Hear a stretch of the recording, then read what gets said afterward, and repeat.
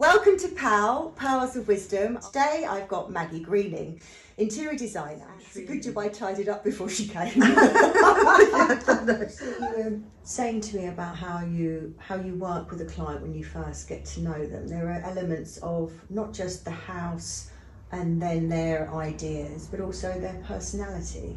Yeah, so I find that sometimes people are a little unnerved about the questions I ask. But funnily enough, they always afterwards, they always say to me, "Oh, I understand now why you asked me that." The more I know about people and get to know them, then I can understand what their value system is. You know, is it important for them to the space to just look pristine, or do they just want it to be really comfortable, or do they just want it to be something that they would see in a magazine, or do they just, you know, what are their feelings about colour? And how did you get into it? Did you study? Did you always want to be an interior designer? How did it come about? No, actually, I did a degree first of all in French and comparative literature, and in what? In French and comparative literature. What's that?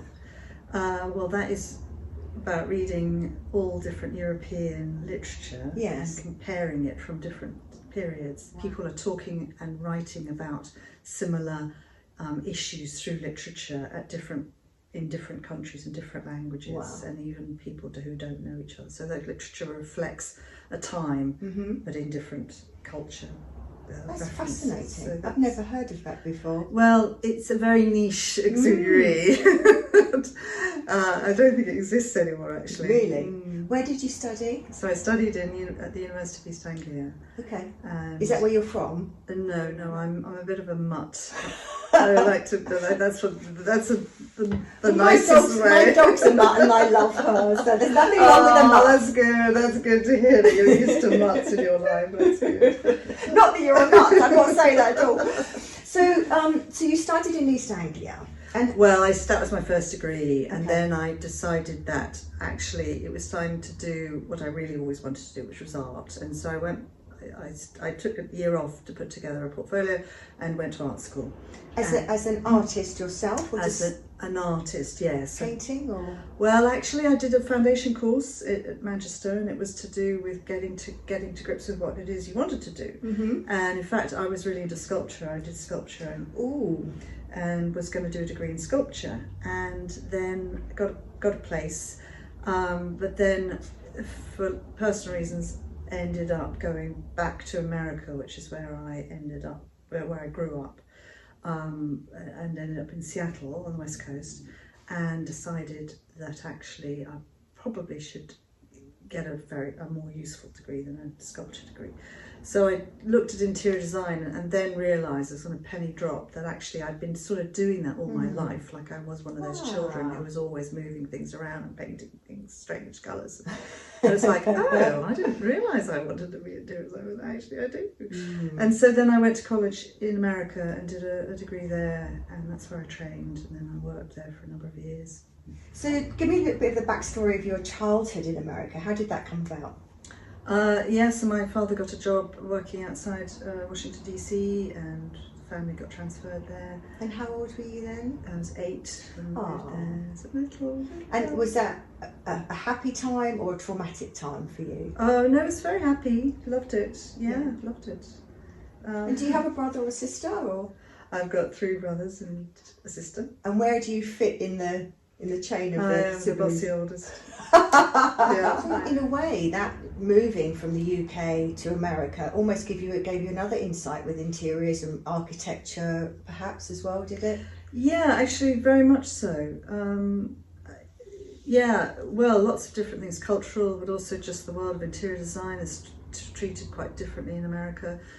People get interior designers in before they've even started to build a house in America. They take it much more seriously. Whereas here, even now, I think people are thinking, well, we'll build the house and then we'll get the interior designer in to make it look pretty.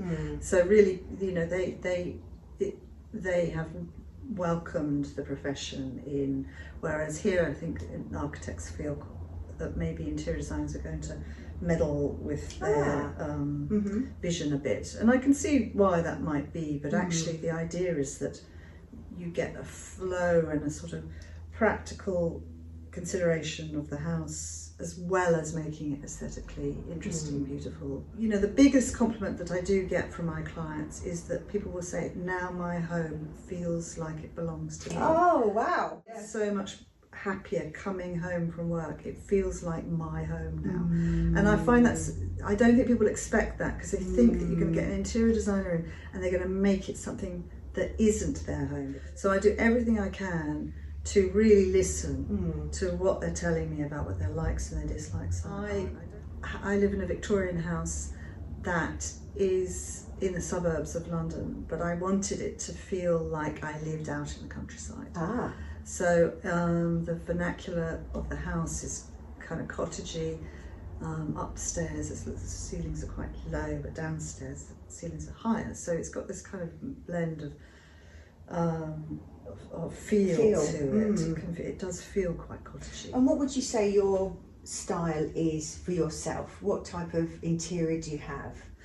I think I have an eclectic English country style, I think would be the way I've kind of gravitated.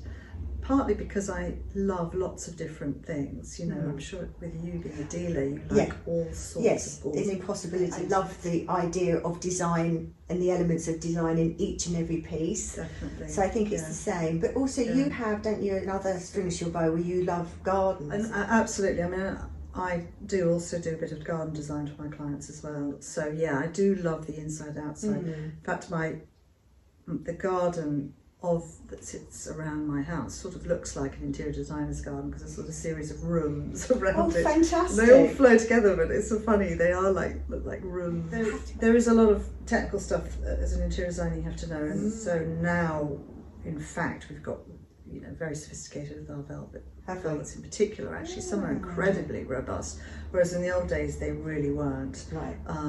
And one had a lot of issues, of course, because they do change. Because they become that threadbare look, don't they? Yeah, and sometimes that's the look, because, you know, there was that time when it's that shabby chic look, and shabby chic, wanted it to look all a bit roughed up.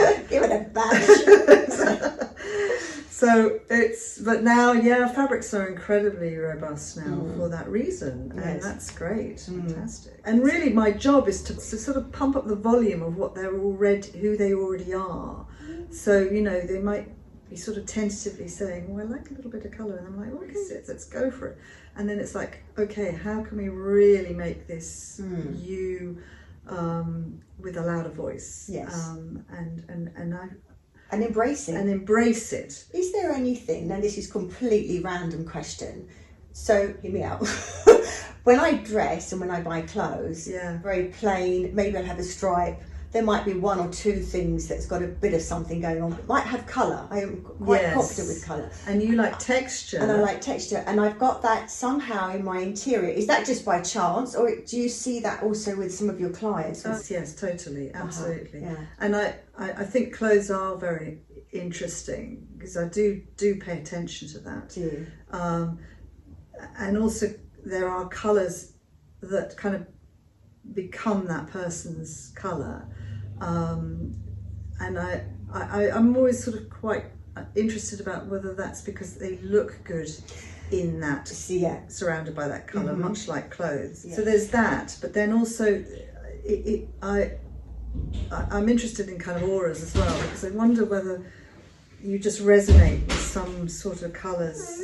Good, how are you? We're filming, darling. Nice to see you. Filming? Yeah. We are, well, that's okay. Joys of working from home. There you go. That's what happens. I think I might pause it there for a minute. Seems to have been rudely interrupted. So the other thing we were talking about is the infiltration of social media, Instagram, Pinterest, all of these things where you can create storyboards. Yeah, you can start to put things together if you're not an interior designer. Yes, so what are the merits of having an interior designer, I suppose, in today's world, would you say? Yeah, well, that's a really good point, because it has changed everything. Has it? And I like to think it's a positive, because then people get an idea of what they like. So why would they get me in? Because they clearly have already got some of the information there. They can do it themselves. But I think the thing is that often people will look at an image, oh, I love the look of that, but then they can't translate that information into their own homes. And I think until you get something in the flesh, Yes. you know, something on the computer or, you know, social media, doesn't really give you the same truth of what a product is made of, how it feels. Yes, absolutely. And I can, obviously I'm dealing with it all day, every day. So actually I know that that's a particular supplier makes things a little bit on the cheap side. And then also because I know lots of dealers like you, so if somebody wants a vintage piece, a one-off piece, then I come to you, you know, because you've got the... I'm in her little black book.